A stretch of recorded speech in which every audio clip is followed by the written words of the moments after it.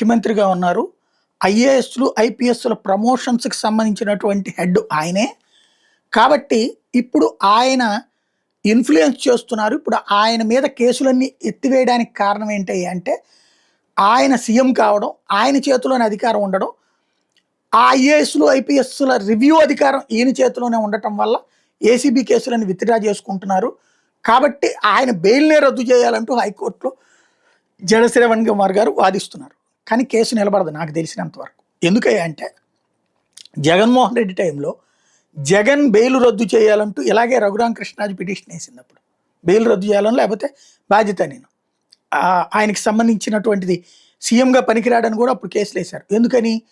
అప్పుడున్న ఐఏఎస్లు ఎవరైతే అంతకుముందు జగన్ కేసుల్లో నిందితులుగా ఉన్న ఐఏఎస్లు, శ్రీలక్ష్మి కావచ్చు అట్లాంటి వాళ్ళకి సంబంధించి వాళ్ళ మీద అథారిటీ జగనే అవుతాడు, అట్లాంటప్పుడు ఎట్లా కుదురుతుంది అన్నటువంటిది అప్పుడు వేశారు పిటిషన్స్.